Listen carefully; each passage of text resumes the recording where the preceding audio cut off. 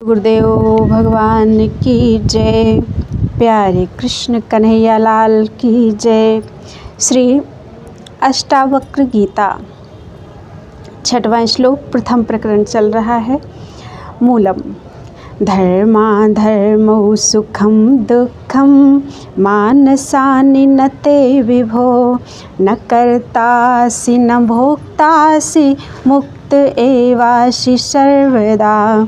अष्टावक्र जी कहते हैं कि हे राजन, धर्म और अधर्म, सुख और दुखादिक, ये सब मन के धर्म हैं, तुझ व्यापक आत्मा के नहीं। अर्थात तेरा स्वरूप व्यापक है, उसके ये सब धर्म नहीं हैं, किंतु परिच्छिन्न मन के सब धर्म हैं। अतएव ना तू करता है और ना भोगता है, किंतु तू सर्वदा मुक्त स्वरूप है।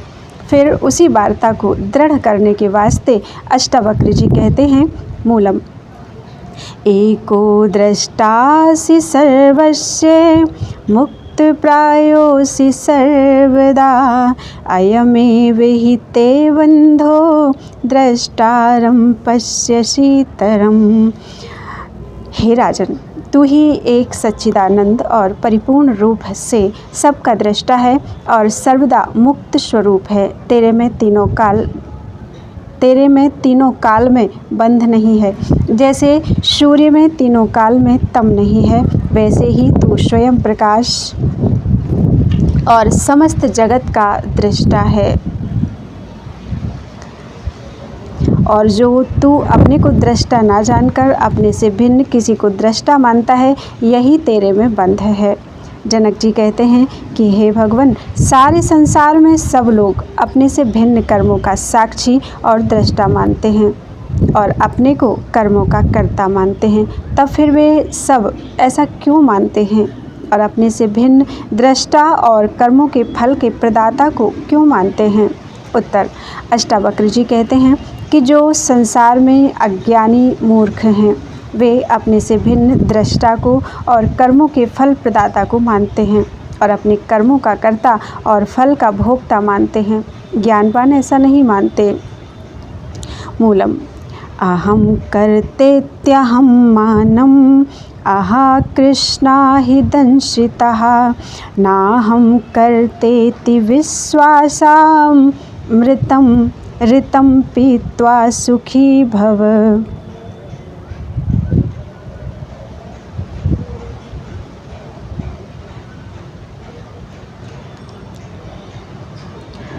नाहं कर्तेति विश्वासामृतं पीत्वा सुखी भव। हे जनक, अहम कर्ता, मैं इस कर्म का करता हूँ एवं मैं इसके फल को भोगूंगा। यह जो अहंकार रूपी काला सर्प है, इसी करके डसा हुआ सारा संसार जन्म मरण रूपी चक्र में पड़कर भटकता रहता है। और तू भी इस अहंकार रूपी सर्प करके डसा हुआ अपने को कर्ता और भोक्ता मानता है। उस अहंकार रूपी सर्प के विष के उतारने के लिए ना हम करता, मैं करता नहीं हूँ। जब ऐसे निश्चय रूपी अमृत को तू पान करेगा, तब तू सुखी होवेगा, अन्यथा किसी प्रकार से भी तू सुखी नहीं हो सकता।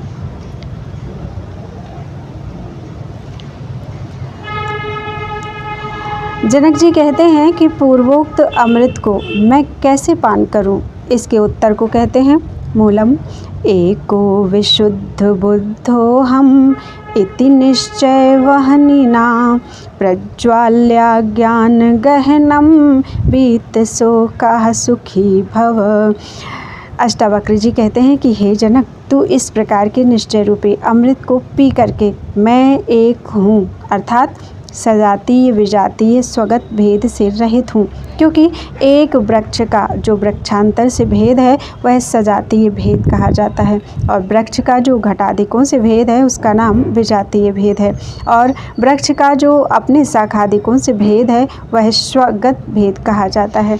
यह आत्मा तो ऐसा नहीं है, क्योंकि एक ही आत्मा सारे जगत में व्यापक है। वह पारमार्थिक सत्ता वाला है और नित्य है। इसके अतिरिक्त कोई दूसरा ऐसा नहीं है। इस वास्ते आत्मा में सजातीय भेद नहीं है और परिच्छिन्न व्यवहारिक सत्ता वालों में सजातीय भेद रहता है।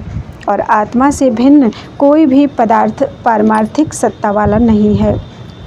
अतएव आत्मा से भिन्न सब मिथ्या है, क्योंकि कहा गया है ब्रह्म भिन्नम सर्वम मिथ्या ब्रह्म भिन्नत्वात्।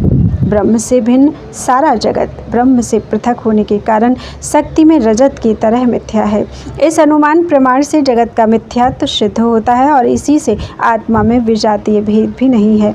आत्मा निश्चय है, इस वास्ते उसमें स्वगत भेद भी नहीं है, क्योंकि स्वगत भेद सावयव पदार्थों में होता है। आत्मा देश काल और वस्तु के परिच्छेद से रहित है, क्योंकि देश काल और वस्तु का परिच्छेद परिच्छिन्न पदार्थ में ही रहता है, व्यापक में नहीं रहता है। जो वस्तु किसी काल में हो और किसी काल में ना हो, वह वस्तु काल परिच्छेद वाली कहलाती है। ऐसे घटपटादिक पदार्थ ही हैं। आत्मा तो तीनों कालों में एक साथ ज्यों का त्यों बना रहता है। इस वास्ते काल परिच्छेद से आत्मा रहित है। जो वस्तु एक देश में हो और दूसरे देश में ना हो, वह देश परिच्छेद वाली कहलाती है। ऐसे घटपटादिक पदार्थ ही हैं। आत्मा तो सब देश में है, इस वास्ते वह देश परिच्छेद से भी रहित है। जो एक वस्तु दूसरी वस्तु में ना रहे, वह वस्तु परिच्छेद कहलाता है। जैसे घट पट में नहीं रहता और पट घट में नहीं रहता, परंतु आत्मा सब वस्तुओं में ज्यों का त्यों एक रस रहता है। इस वास्ते वह वस्तु परिच्छेद से भी रहित है। हे जनक, जो देश काल और वस्तु परिच्छेद से रहित नित्य और व्यापक है, वह एक ही सिद्ध होता है और वही तेरा आत्मा है। अतएव हे राजन, तू ऐसा निश्चय कर ले कि मैं ही सर्वज्ञ व्यापक हूँ और सजातीय विजातीय स्वगत भेद से रहित हूँ और विशेष करके शुद्ध हूँ, अर्थात अविद्या आदिक मल मेरे में नहीं है। जब तू ऐसे निश्चय रूपी अग्नि को प्रज्वलित करके अज्ञान रूपी वन को भस्म कर देगा, तो फिर जन्म मरण रूपी शोक से रहित होकर परमानंद को प्राप्त होवेगा। जनक जी कहते हैं कि हे महाराज, पूर्वोक्त निश्चय करने से भी तो जगत सत्य ही दिखाई पड़ता है।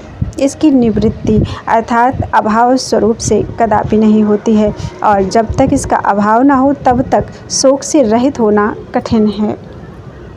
मूलम यत्र विश्वमिदं भाति कल्पितं रज्जु सर्पवत् आनंद परमानंदः सबोधस्त्वं सुखं चर। अष्टावक्र जी कहते हैं कि हे राजन, जिस ब्रह्म आत्मा में यह जगत रज्जु में सर्प की तरह कल्पित प्रतीत होता है, वह आत्मा आनंद स्वरूप है। जैसे रज्जु के अज्ञान करके मंद अंधकार में रज्जु ही सर्प रूप प्रतीत होती है या रज्जु में सर्प प्रतीत होता है। वास्तव में न तो रज्जु सर्प रूप है और न रज्जु में सर्प है और न रज्जु में सर्प पूर्व था और न आगे होवेगा और न वर्तमान काल में है, किंतु रज्जु के अज्ञान करके और मंद अंधकार आदि सहकारी कारणों द्वारा पुरुष को भ्रांति से रज्जु में सर्प प्रतीत होता है और उसी मिथ्या सर्प को देखकर पुरुष भागता, गिर पड़ता और डरता है। जब कोई रज्जु का ज्ञाता उससे कहता है कि यह सर्प नहीं है किंतु रज्जु है, इसको तू क्यों डरता है, तब उसके भ्रम और भय आदि सब दूर हो जाते हैं। वैसे ही आत्मा के स्वरूप के अज्ञान करके पुरुष को जगत भासता है एवं जन्म मरण के भय आदि भी भासते हैं।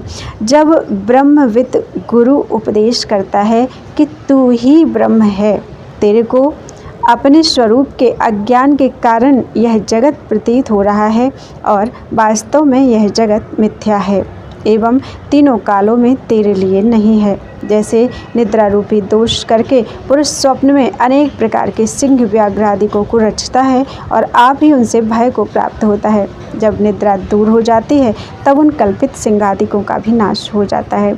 वैसे ही हे जनक, तेरे ही अज्ञान करके यह संपूर्ण जगत उत्पन्न हुआ है और जब तू अपने स्वरूप को यथार्थ रूप से जान लेवेगा तब जगत का भी अभाव हो जाएगा।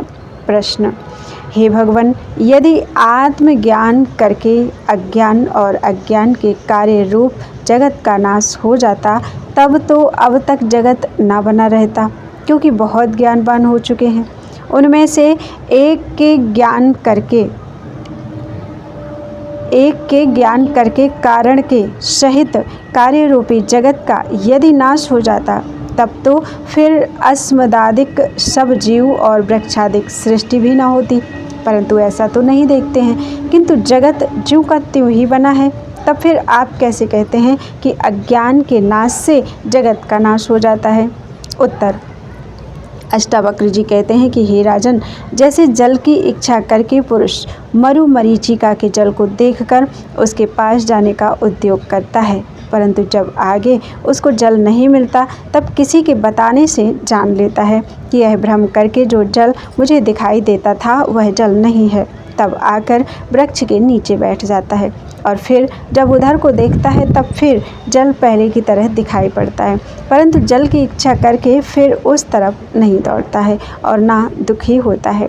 वैसे ही जिसको आत्मज्ञान हुआ है और जिसने जान लिया है कि जगत मिथ्या है और भ्रम करके प्रतीत होता है, वह फिर दुखी नहीं होता और ना उसमें उसकी आसक्ति होती है, किंतु यावत जगत है उस सबको मिथ्या जानता है। उस मिथ्यात्व के निश्चय का नाम ही जगत का नाश है। यद्यपि स्वरूप से इसका कदापि नाश नहीं होता, किंतु यह अथाह रूप से सदा बना ही रहता है। हे जनक, जिसने अपने आत्मा को सत्य चित्त और आनंद रूप करके जान लिया, वह फिर जन्म मरण रूपी बंध को नहीं प्राप्त होता। हे जनक, तू अपने को ही आनंद रूप और परमानंद बोध स्वरूप अर्थात ज्ञान स्वरूप जान और सुख से विचर। प्रश्न, हे भगवान, अज्ञान एक है या अनेक है? उत्तर, अज्ञान एक है। प्रश्न, जब अज्ञान एक है तब एक अज्ञान के नाश होने से उसके कार्य जगत का भी स्वरूप से ही नाश हो जाना चाहिए। उत्तर, यद्यपि अज्ञान एक ही है तथापि उसके कार्य तन्मात्रा और तन्मात्रा का कार्य अंतःकरण रूपी भाग अनंत हैं। जैसे आकाश एक है पर अनेक घट रूपी उपाधियों के साथ वह अनेक भेद प्रतीत हो रहा है, और जब घट रूपी उपाधि नष्ट हो जाती तब वही घटाकाश महाकाश में मिल जाता है।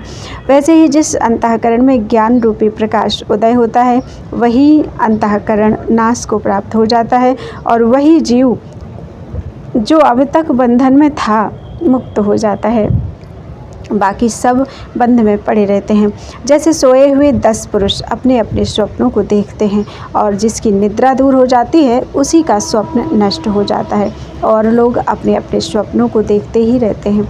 अतएव हे राजन, अब तू अज्ञान रूपी निद्रा से जाग और अपने ज्ञान स्वरूप को प्राप्त होकर सुखपूर्वक संसार में विचर। प्रश्न, जब सारा जगत रज्जु में सर्प की तरह कल्पित है और मिथ्या है, तब फिर बंध और मोक्ष पुरुष को कैसे हो सकते हैं? मूलम, मुक्ताभिमानी मुक्तो हि बद्धाभिमान्यपि के वदन्ति ये सत्येयं किं वदन्ति ये सत्येयं या मतिः सा गतिर्भवेत्। हे जनक, बंध का कारण अभिमान है। ब्राह्मणों हम, क्षत्रियो हम, वैश्यो हम, शूद्रो हम, अर्थात मैं ब्राह्मण हूँ, मैं क्षत्रिय हूँ, मैं वैश्य हूँ, मैं शूद्र हूँ, जैसा जैसा जिसको अभिमान होता है वैसे वैसे वह कर्मों को करके उनके फलों का भोग करता है और एक जन्म से दूसरे जन्म को प्राप्त होता है, और वही बंधायमान कहा जाता है। और जिसको ऐसा अनुभव है, ना हम ब्राह्मणः न क्षत्रियः, अर्थात ना मैं ब्राह्मण हूँ, ना क्षत्रिय हूँ, ना वैश्य हूँ, ना शूद्र हूँ, किंतु शुद्धो हम, निरंजनो हम, निराकारो हम, निर्विकल्पो हम, अर्थात मैं शुद्ध हूँ, माया मल से रहित हूँ, आकार से भी रहित हूँ, विकल्प से भी रहित हूँ और नित्य मुक्त हूँ। बंध और मोक्ष के ये सब मन के धर्म हैं। मुझ में ये सब तीनों काल में नहीं हैं, किंतु मैं सबका साक्षी हूँ। ऐसे अभिमान वाला पुरुष नित्य मुक्त है। इसी वार्ता को अन्यत्र भी कहा है, देहाभिमानाद्यत् पापम न तद्गोव न तद्गोवध कोटिभिः प्रायश्चित्ताद् भवेच्छुद्धिर्नृणां गोवधकारिणाम्। अर्थात जो देह के अभिमान से पुरुषों को पाप होता है, वह पाप करोड़ों गौओं के वध करने से भी नहीं होता है, क्योंकि करोड़ों गौओं के वध करने वाले की शुद्धि के लिए शास्त्र में प्रायश्चित लिखा है। अर्थात प्रायश्चित करके करोड़ों गौओं का वध करने वाला भी शुद्ध हो सकता है, परंतु देहाभिमानी की शुद्धि के लिए शास्त्र में कोई भी प्रायश्चित नहीं लिखा है। इसी वास्ते जाति वर्ण आदि जो देह के धर्म हैं, उन धर्मों को जो आत्मा में मानते हैं वे ही देहाभिमानी कहे जाते हैं और वे ही सदा बंधायमान रहते हैं। और जो जाति और वर्णों के धर्मों को आत्मा में नहीं मानते हैं किंतु अपने आत्मा को असंग, नित्य, मुक्त और शुद्ध मानते हैं, वे नित्य ही मुक्त हैं। क्योंकि हे राजन, शास्त्रों में दो दृष्टि कही गई हैं, एक तो शास्त्र दृष्टि, दूसरी लौकिक दृष्टि। शास्त्र दृष्टि से तो देहादि के चर्म के अभिमानी का नाम ही चमार है, क्योंकि अपने को चर्म का अभिमानी मानता है, देहो हम। और जो चर्म के अभिमान से रहित है वही अपने को देहादिकों से भिन्न, नित्य, शुद्ध और बुद्ध मानता है, वही मुक्त है। एवं लोग भी कहते हैं, जैसी जिसकी मति अर्थात बुद्धि अंतकाल में होती है वैसी ही उसकी गति होती है। अर्थात जैसा जिसका निश्चय होता है वैसा ही उसको फल प्राप्त होता है। अतएव हे राजन, तू भी अपने को शुद्ध, बुद्ध और मुक्त रूप निश्चय कर। जनक जी कहते हैं कि हे भगवान, जीवात्मा को जो बंध और मोक्ष हैं वे दोनों वास्तव में हैं या अवास्तविक हैं। यदि बंध वास्तव में हो तब तो उसकी निवृत्ति कदापि नहीं होनी चाहिए। यदि मोक्ष ही वास्तविक हो तो जीव को बंध कदापि न होना चाहिए। इस शंका के उत्तर को आगे वाले वाक्य करके अष्टावक्र जी कहते हैं, मूलम आत्मा साक्षी विभुः पूर्ण एको मुक्तश्चिदक्रियः असंगो निस्पृहः शांतो भ्रमात् संसारवानिव। हे जनक, बंध और मोक्ष दोनों अवास्तविक हैं और केवल अपने स्वरूप की अज्ञानता से देहादिकों में अभिमान करके जीव अपने को बंधायमान करके मुक्त होने की इच्छा करता है। वास्तव में ना उसमें बंध है और ना मोक्ष है। जीव आत्मा है, एक है, पूर्ण है, मुक्त है, असंग है, निस्पृह है और शांत है। भ्रम करके संसार वाला भान होता है, वास्तव में उसमें संसार तीनों कालों में नहीं है। इसमें एक दृष्टांत कहते हैं, एक पुरुष का नाम बेवकूफ़ था और उसकी स्त्री का नाम फजीती था। एक दिन उसकी स्त्री उसके साथ लड़ाई झगड़ा करके कहीं चली गई। तदनंतर वह स्त्री खोजने के लिए जंगल में गया। वहाँ पर एक तपस्वी उसको मिला और उससे पूछा कि तू जंगल में क्यों घूमता है। उसने कहा कि मैं अपनी स्त्री को खोजता हूँ। तब उस तपस्वी ने कहा कि तुम्हारी स्त्री का क्या नाम है और तुम्हारा क्या नाम है। तब उसने कहा कि मेरा नाम बेवकूफ़ है और मेरी स्त्री का नाम फजीती है। तब उसने कहा, बेवकूफ़ को फजीतियों की क्या कमती है, जहाँ पर जावेगा वहाँ पर उस बेवकूफ़ को फजीती मिल जावेगी। दृष्टांत में जब तक जीव अज्ञानी मूर्ख बना है तब तक इसको जन्म मरण रूपी फजीतियों की क्या कमती है। जब ज्ञानवान होगा तब बंध से रहित हो जावेगा। जनक जी कहते हैं कि हे भगवान, नैयायिक लोग आत्मा का वास्तविक बंध मोक्ष मानते हैं, उनका मानना ठीक है या नहीं। अष्टावक्र जी कहते हैं कि हे राजन, नैयायिक आदिकों का कथन सर्वयुक्ति और वेद से विरुद्ध है। यदि आत्मा को वास्तविक बंध होता तब उसकी निवृत्ति कदापि न होती और साधन भी सब व्यर्थ हो जाते, पर ऐसा तो नहीं है, क्योंकि वेद उसकी निवृत्ति को लिखता है और आत्मा वास्तव में संसारी नहीं है। इसी में 10 हेतुओं को दिखाते हैं। नंबर 1, अहंकार आदिकों का भी आत्मा साक्षी है पर कर्ता नहीं है। नंबर 2, आत्मा विभु अर्थात सर्व का अधिष्ठान है। तीसरा, आत्मा एक है अर्थात सजातीय और विजातीय स्वगत भेद से रहित है। चौथा, आत्मा मुक्त है अर्थात माया और माया के कार्य देहादिकों से भी रहित हैं। पांचवा, आत्मा चित्त है अर्थात चैतन्य स्वरूप है। छठवां, आत्मा अक्रिय है अर्थात चेष्टा से रहित है, क्योंकि परिच्छिन्न में चेष्टा अर्थात क्रिया होती है, व्यापक में नहीं होती। 7वां, आत्मा असंग है अर्थात संपूर्ण संबंधों से रहित है। 8वां, आत्मा निष्प्रह है अर्थात विषयों की अभिलाषा से भी रहित है। 9वां, आत्मा शांत है अर्थात प्रवृत्ति और निवृत्ति देहादि अंतःकरण के धर्मों से रहित है। 10वां, आत्मा केवल भ्रम के कारण संसार वाला भाषित होता है। इन 10 हेतुओं करके आत्मा वास्तव में संसारी नहीं हो सकता है। असंगो ह्ययं पुरुषः, यह आत्मा असंग है। न जायते म्रियते वा कदाचित, अर्थात आत्मा वास्तव में न जन्म लेता है न मरता है। यह गीता वाक्य और अनेक श्रुति वाक्य भी आत्मा की असंगता में प्रमाण हैं। इसी से नैयायिक आदि मिथ्यावादी सिद्ध होते हैं।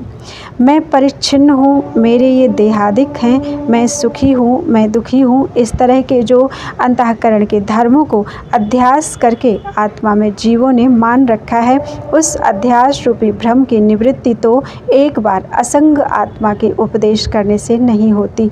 इसी पर व्यास भगवान ने सूत्र लिखा है, आवृत्ति रस कृदुपदेशात, ज्ञान की स्थिति के लिए श्रवण मनन आदिकों की आवृत्ति पुनः पुनः करे, क्योंकि उद्दालक ने अपने पुत्र के प्रति 9 बार तत्वमसि महावाक्य का उपदेश किया है। बारंबार श्रवणादिकों के करने से चित्त की वृत्ति विजातीय भावना का त्याग करके सजातीय भावना वाली होकर आत्माकार हो जाती है। इसी वास्ते जनक जी को पुनः पुनः आत्मज्ञान का उपदेश अष्टावक्र जी करते हैं। मूलम कूटस्थं बोधमद्वैतम आत्मानं परिभावय, आभासोऽहं भ्रमं मुक्त्वा भावं बाह्यमथान्तरम्।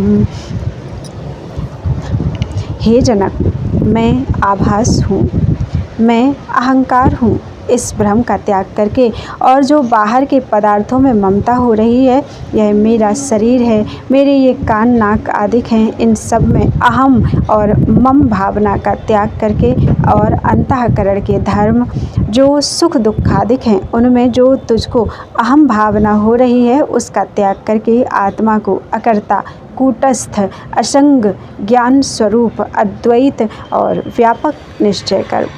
जनक जी प्रार्थना करते हैं कि हे महाराज, अनादिकाल का जो देहादिकों में अभिमान हो रहा है, वह एक बार के उपदेश से दूर नहीं हो सकता है।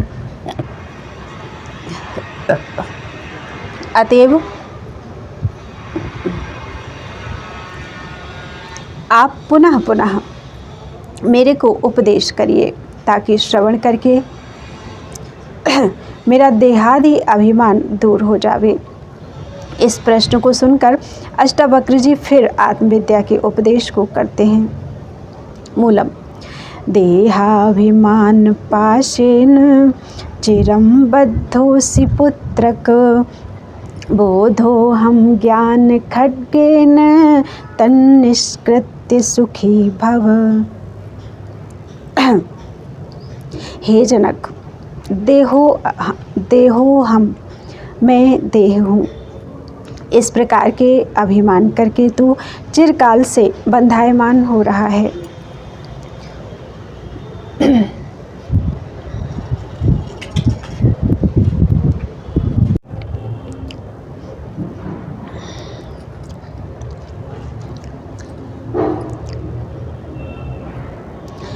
अर्थात अपने को संसार बंध में डाल रहा है। अब तू आत्मज्ञान रूपी खड्ग से उसका छेदन करके मैं ज्ञान स्वरूप हूँ, नित्य मुक्त हूँ, ऐसा निश्चय करके सुखी हो, क्योंकि तेरे में बंधन तीनों काल में नहीं है। जनक जी फिर पूछते हैं कि हे भगवान, पतंजलि जी के मतानुयायी चित्त वृत्ति के निरोध रूप योग को ही बंध की निवृत्ति का हेतु मानते हैं, सो उनका मानना ठीक है या नहीं? मूलम निस्संगो निष्क्रियोऽसि त्वं स्वप्रकाशो निरंजनः, अयमेव हि ते बन्धः समाधिमनुतिष्ठसि। अष्टावक्र जी कहते हैं कि हे जनक, तू निस्संग अर्थात सबके संबंध से तू रहित है और क्रिया से भी तू रहित है। संबंध से रहित और क्रिया से रहित आत्मा की प्राप्ति के लिए जो समाधि का अनुष्ठान करना है उसी का नाम बंध है। जो स्वप्रकाश आत्मा का ध्यान जड़ वृत्ति का निरोध करके करता है उससे बढ़कर और कोई बंध नहीं है और ना कोई अज्ञान है। आत्मा के स्वरूप के ज्ञान से भिन्न जितने मुक्ति के उपाय कहे गए हैं वे सब बंध के ही कारण हैं, किंतु सब बंध रूप ही हैं। अब अष्टावक्र जी जनक की विपरीत बुद्धि के दूर करने के निमित्त उपदेश करते हैं। मूलम त्वया व्याप्तमिदं विश्वं त्वयि प्रोतं यथार्थतः शुद्धबुद्धिस्वरूपस्त्वं मागमः क्षुद्रचित्तताम्। हे जनक, जैसे स्वर्ण करके कंकड़ादिक व्याप्त हैं और मृत्तिका करके जैसे घटादिक व्याप्त हैं, वैसे यह सारा जगत तुझे चेतन करके व्याप्त है। और जैसे माला के सूत में दाने सब पिरोए हुए रहते हैं, वैसे यह सारा जगत तेरे चेतन रूप तागे करके पिरोया हुआ है। जैसे मिथ्या रजत शुक्ति की सत्ता करके सत्यवत प्रतीत होता है, वास्तव में वह सत्य नहीं है, वैसे चेतन की सत्ता करके जगत सत्य की तरह प्रतीत होता है, वास्तव में जगत सत्य नहीं है। जगत की अपनी सत्ता कुछ भी नहीं है, किंतु तेरे संकल्प से यह जगत उत्पन्न हुआ है और तेरे संकल्प के निवृत्त होने से यह जगत भी निवृत्त हो जाएगा। तू अपने शुद्ध स्वरूप में स्थित हो और क्षुद्रता को मत प्राप्त हो। मंदालसा ने भी अपने पुत्रों को यही उपदेश करके संसार बंधन से छुड़ा दिया था। शुद्धोसि बुद्धोसि निरंजनोसि संसार माया परिवर्जितोसि संसार स्वप्नस्त्यज मोह निद्राम मग्दालसा वाक्यमुवाच पुत्रम। अर्थात हे तात, तू शुद्ध है, ज्ञान स्वरूप है, माया मल से तू रहित है। तू संसार रूपी असत माया नहीं है, संसार रूपी स्वप्न मोह रूपी निद्रा करके प्रतीत हो रहा है, इसको तू त्याग दे। इसी प्रकार माता के उपदेश से वे जीवन मुक्त हो गए। हे जनक, तू भी ऐसा विचार करके संसार में जीवन मुक्त होकर विचर। मूलम निरपेक्षो निर्विकारो निर्भरः शीतलाशयः अगाध बुद्धिरक्षुब्धो भवचिन्मात्र वासनः।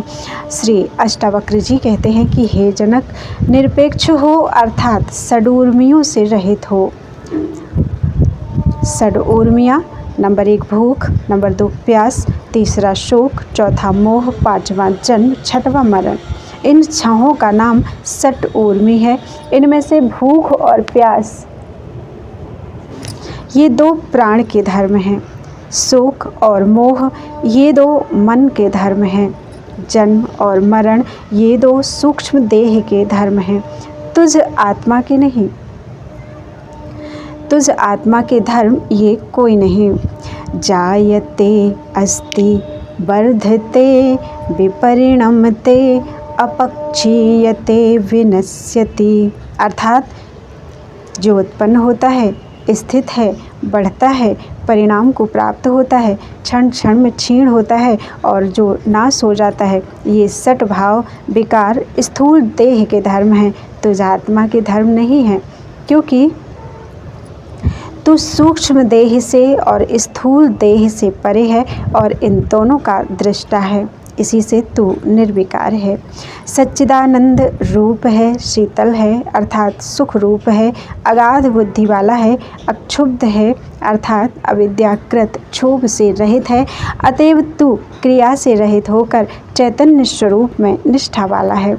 अष्टावक्र जी ने उत्थान का दूसरे श्लोक में जनक जी को मोक्ष का उपाय इस प्रकार उपदेश किया कि विषयों को तू विष के तुल्य त्याग कर और सत्य को तू अमृत के तुल्य पान कर, परंतु विषयों की ओर विष की तुल्यता में और सत्य रूप आत्मा की ओर अमृत की तुल्यता में कोई भी हेतु नहीं कहा। अतः आगे उसको कहते हैं, मूलम साकारम अनृतम विद्धि निराकारम तु निश्चलम एतत् तत्तोपदेशेन एतत् तत्त्वोपदेशेन न पुनर्भव संभवः। हे जनक, साकार जो शरीरादिक हैं उनको तू मिथ्या जान। जो मिथ्या होकर बंध का हेतु होता है वही विष के योग्य त्यागने योग्य भी होता है। इसी में एक दृष्टांत कहते हैं। एक बनिए के घर में लड़का नहीं होता था। एक दिन रात्रि के समय वह पलंग पर अपनी स्त्री के साथ सो रहा था। उसकी स्त्री ने उस बनिए से कहा कि यदि परमेश्वर हमको एक लड़का दे देवें तब उसको कहाँ पर सुलावेंगे। बनिया थोड़ा सा पीछे हटा और कहा कि उस लड़के को यहाँ बीच में सुलावेंगे। फिर स्त्री ने कहा कि यदि एक और हो जावे तब उसको कहाँ पर सुलावेंगे। वह थोड़ा सा और पीछे हटकर कहने लगा कि उसको भी बीच में सुलावेंगे। फिर स्त्री ने कहा यदि एक और हो जावे तब उसको कहाँ सुलावेंगे। फिर पीछे हटकर यह कहता ही था कि इतने में नीचे गिर पड़ा और उसकी टांग टूट गई और हाय हाय करके रोने लगा। तब इधर उधर से पड़ोस के लोग आकर पूछने लगे कि क्या हुआ, कैसे टांग तेरी टूट गई। तब बनिए ने कहा कि बिना हुए मिथ्या लड़के ने मेरी टांग तोड़ दी। यदि सच्चा होता तब न जाने क्या अनर्थ करता। वैसे ही साकार जितने स्त्री पुरुषादिक विषय हैं वे सब दुख के हेतु हैं। ये विष के तुल्य त्यागने योग्य हैं। हे जनक, जो निराकार आत्म तत्व है वह निश्चल है और नित्य है। श्रुति भी ऐसा ही कहती है। नित्यम विज्ञानमानंदम ब्रह्म, अर्थात नित्यम विज्ञानमानंदम ब्रह्म, अर्थात आत्मा नित्य विज्ञान और आनंद स्वरूप है। उसी आत्म तत्व में स्थिरता को पाकर हे जनक, फिर तो जन्म मरण रूपी संसार को नहीं प्राप्त होवेगा। अब अष्टावक्र जी वर्णाश्रमी धर्म वाले स्थूल शरीर से और धर्माधर्म रूपी संस्कार वाले लिंग शरीर से विलक्षण परिपूर्ण चैतन्य स्वरूप आत्मा को दृष्टांत के सहित कहते हैं। मूलम यथैवादर्श मध्यस्थे रूपेन्तः परितस्तु सः तथैवास्मिन् शरीरेन्तः परितः परमेश्वरः। हे जनक, जैसे दर्पण में प्रतिबिंब जो शरीरादिक हैं उनके अंतर मध्य और बाहर चारों तरफ दर्पण व्याप्त हो करके बरतता है, अर्थात वह प्रतिबिंब अध्यस्थ है, अर्थात दर्पण में देखने मात्र का है, स्वरूप से सत्य नहीं है। वैसे ही अपने आत्मा में अध्यस्थ जो शरीर है उसके भीतर बाहर मध्य और सर्व ओर चेतन आत्मा ही व्याप्त करके स्थित है। हे राजन, कल्पित पदार्थ भी अधिष्ठान से भिन्न अपनी सत्ता कुछ भी नहीं होती है, किंतु अधिष्ठान की सत्ता करके वह सत्यवत प्रतीत होता है। जैसे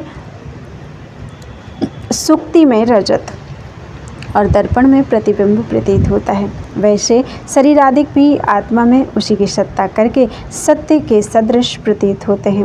वास्तव में ये भी सत्य नहीं है किंतु मिथ्या है। दर्पण के दृष्टांत से कदाचित जनक को ऐसा भ्रम हो जावे कि जैसे दर्पण परिच्छिन्न है वैसे ही आत्मा भी परिच्छिन्न होगा। इस भ्रम के दूर करने के लिए ऋषि जी दूसरा दृष्टांत देते हैं।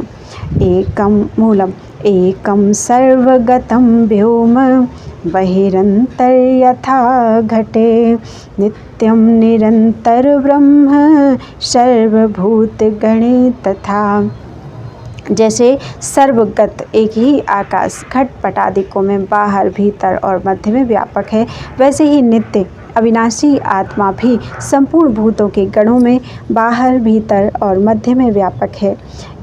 एस्ते आत्मा सर्वस्यांतर इति श्रुतेः, यह तेरा ही आत्मा सबके अंतर व्यापक है, ऐसा जानकर हे जनक तू सुखपूर्वक विचर। इति श्री अष्टावक्र गीतायां प्रथमं प्रकरणं समाप्तम।